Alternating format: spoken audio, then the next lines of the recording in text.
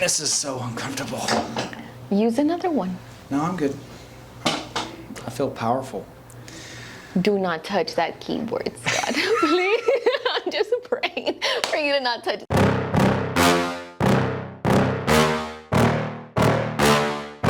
Yeah. That keyboard. I am the master of my universe. I'm sweating. All right, hey everybody, welcome to episode, I really don't know, it's been a while since we filmed one, so I'm not sure. It could be 6, I think it's 6. If I actually count back, it's probably going to be 6. Let me recall what I've eaten. Where have I been? What restaurants have we eaten at? What are the meals that I've had? Shops? That's how she calculates how many episodes we do. And so this is a surprise location. I really wanted to introduce everybody to, I guess, the background behind us. Number one, creating this content and what our plans as a media company of making this more widely available, because streaming and on-demand TV options are something that is becoming the future of where we are. I think we are at the forefront of what that is going to be about, and how people are going to connect with the news that we create, with other programming that we create, and our company Gray is developing ways in which we build these what we call OTT rooms. The digital news desk was the first venture for us into doing this, and now we are in expansion mode. And so we come to you today from the OTT room, or the OTT room. Otherwise known as the Digital News Desk. I think because we've been doing that show for a while, Ruben has done a great job of promoting how that works, and this is the setup that he uses. I've been instructed not to punch any buttons right now. We don't want to go live unexpectedly in the Digital News Desk. Right, no kidding. We do pre-tape these, but I think all I need to do is push one button, and we could actually go live to the D&D. I think it's that one red button. The big red right button. There. Right there, Scott. Do not touch that. It says live. Okay, so this is, I guess, what I'd like to ask you is, what do you see as, not necessarily the future in the nation about this stuff, but what is the future for KGNS with this setup, and what is the possibilities? So I guess looking back to how it even started, during COVID, right, was when the Digital News Desk began. Why? Because we already had set news shows. You know at what times you could cast them. But what if there was a breaking news and you needed to inform people right that second? Where could they see you? Easily, live, on camera. You could comment, interact with the person that's talking, with the viewers. And that's how it started. Updating people with COVID cases and so on. So fast forwarding to right now, and what I think is going to happen in the future is people like this type of content. Just like, for example, social media. Instagram stories, Facebook stories, Snapchat, everything is live. What is happening in the moment, people when they're recording the stories. And you could interact, you could comment. I think that's why this is happening, this is here, and this is where it's going to be going. Anytime you need to be in real time in front of an audience, this is available. Right. I think that as broadcast television, you are kind of walled off or dominated by the time structure of TV viewing. Right. I mean, we have the 10 o'clock news at 10 o'clock and the AM news at 6 a.m. But what if something happened at 9? Exactly. 8. And so this kind of opens that door to us having the broadcast ability to deliver this content straight to your social media, straight to your website. We have on our own website the Watch Now button on your app, on the app, where you can click that button and get immediate access to whatever we're live streaming. Yes. But I think in terms of what we all have to envision, this is really dictated by customer demand. So, What are people interested in? right, What do exactly. you want to hear? How do they want to consume media? Right. So we know that the on-demand culture is becoming more and more a part of how people are being entertained. It's the reason why streaming television has become such a dominant medium for entertainment, because you get access to content whenever you need it. And so what we as a news organization is really going to start change, how it's going to change us is no longer are you going to have, well, no longer are you going to have the 10 o'clock news. You're going to have the evening news, and that can be consumed at any time of the evening that you want, because it's going to be readily available on our website, on our app, wherever you want to click on it and access it. That's where you're going to get it. And so this is kind of obviously this is the way in which we deliver live breaking news content. I mean, the setup is immediate. You just again have to hit the button, and it's automatically delivering whatever we want to talk about to those people on that platform. But on the other side of this, I think that news studios are going to be set up in the same way. We're recording content that's going to be consumed within from this hour to this hour, and then you have another news that is created, and it can be consumed from this hour to this hour. But no matter what, you can go on our website right now, and you can go to our Watch Now page, and you can watch the news, the AM news. If you missed it this morning, you can go in there and click on it, and it will replay the AM news. And so I think that that is the future of our news content.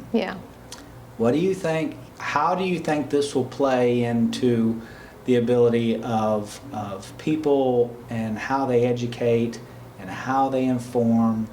We right now currently have businesses asking us, hey, can we do a show? Can we use it? And I know of clients that are doing their own podcasts at their businesses. And I just feel like people kind of caught into that. You know, people feel more comfortable when they're looking at people having conversation about the business, what is behind the business, the story behind it, how it started, or how does it work, or whatever the content it is that you want to have produced in an OTT that's like this, or in a podcast room. There's several terms people utilize for this. But to me, that's the main thing. You have to take advantage. You know, people feel more comfortable reaching out to you. They feel more comfortable actually approaching or interacting with you when they have a conversation like this, or when they're seeing people have conversations like this, rather than if I just walk into a business and be like, hi, I'm so-and-so, nice to meet you. It's very formal and very businessy, but then you see conversations like these and it's a little bit more comfortable. Right. At least I like it better like that. You know, like I try to look for, let's say, local businesses, and I'm trying to buy a product. I see one that is very, very, very aesthetic and everything is very nice and aligned. But then I see another business, same category, and they do lives, they talk on the camera, they do some content like this. I feel more comfortable. Well, I think that it's more inviting. It's more inviting. It is obviously, in most of these cases, they're shot live. It is nonstop. There is no editing that's inserted into what they're doing. And so you do feel like it's a more honest take of what's actually being conversated, talked about. But the podcast is, you're right. I mean, people have become accustomed to watching those podcasts. I mean, podcasts. And they're all over. Instagram, Facebook, TikToks, YouTube. You can get podcasts anywhere. And that goes into the engagement part. And we talk about this a lot. Digital media is about creating that engagement step in between, that link between the ad and the ability to actually communicate with your customer. I mean, so we have our 956 digital Twitter platform that right now, if you sent a message to me, we'd be able to get it and talk about it and say whatever we want or answer any questions.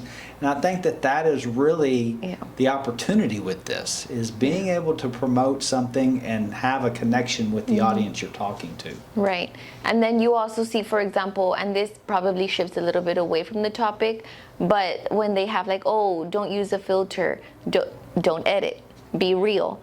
oh, don't be so scripted. Again, because you're being real. So I guess everybody kind of adapted to this method of be live, be real, and fast and accessible.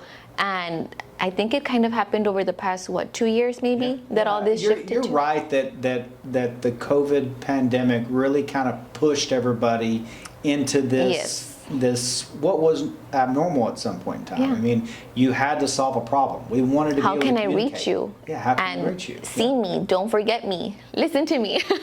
Yeah. So all this began. Yeah, this goes into a customer or a business's ability to communicate and connect with their customer in a better Yeah. way. And so I think that if you are a business that needs to create content fast, that needs to put something new out there, a message, and we talk, okay, so if I'm planning a marketing strategy, you have your advertising that is a common message that's layered out throughout the entire month, 2 month, 3 months, whatever Your you're doing. set campaign. But then you have stuff on top that is new content.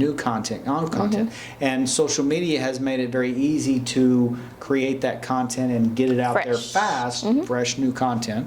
And then you have stuff like this that can be immediate breaking news type of stuff where, hey, listen, every Thursday I'm going to communicate with you about the new sofa that I got or the special I have for this weekend, Yeah. that kind of a thing. I think we should soon have that available to us, 956 Minutes. Go live. The day Scott and I are having some issues here, I'm going to just go live. Don't listen to Scott. Issues. Don't answer his emails. You just made everybody believe that we automatically have issues. Oh, and no. There's drama behind the scenes that nobody knows about. Great, We'll great, talk about it great. eventually. No. Talk about it eventually. It'll all be hashed out. You know what? We're going to have our own red table. Red table talk, and everything's going to come out in the open, and we're going to... No. Try to avoid But yes, having it available to just go live whenever you have something to share immediately. I agree. I think that businesses need to consider that option. And Yes. so one of the things that we want to be as a company is to provide the ability for that stuff to be created quickly and fast and send it out however you need to have it sent out and get to your customers quickly. But And I'm sure we talked before about content, how important creating content is. You need to have your multiple social media platforms, Instagram, Facebook, again, to be able to reach to people wherever they want to be found, right? And then creating content to feed that, your posts, your stories, whether you're going live. So, what is content, Scott? Content is everything is content. Everything is content. No, it's true that I think that content is subjective, and so if you've got a customer base that just wants to be entertained, then yes, you doing a daily whatever happening that day is good for your Yeah. business because the customers want to consume that. I don't think that a roofer is going to need to create content on a daily basis because they're not trying to update necessarily. They've got a common product and they just want people to know that product is available. But on the other Unless they're hand, trying to create an image. well, I think that even with image branding, I think that you can have some consistency. But if you're, on the other hand, you're a business like a doctor that wants to educate on new things that are happening, Yeah. then maybe a doctor may have a weekly segment that is talking about something new about their practice. I think depending on how broad and how what the variety of Yeah. products you have, then you have more topic and information that may need to be Or like trainers. delivered. Oh, yes, Gyms. no kidding. I agree. Like, you So, know what, you can't come to the gym, let me show you what you could do at we've home. talked about this. We've pitched this to a client before that Yes. listen, we can create a weekly Workout from fitness home. workout from home kind of a thing where you have access to deliver this content Yeah. to their tablets Yeah. or to their TVs on their on-demand system. Save this video and work out later. Yeah, and that's still a possibility. Granted, I think that we're not setting up a gym in here or anything.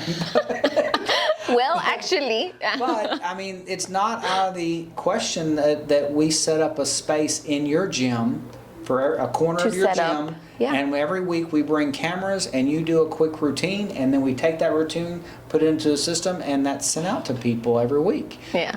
So that is what I think businesses should consider: Right. is do I have something to contribute to my customers? Yeah. That would be educational, that would be beneficial, that would be something that would heighten the brand that you have as a business. So, Right.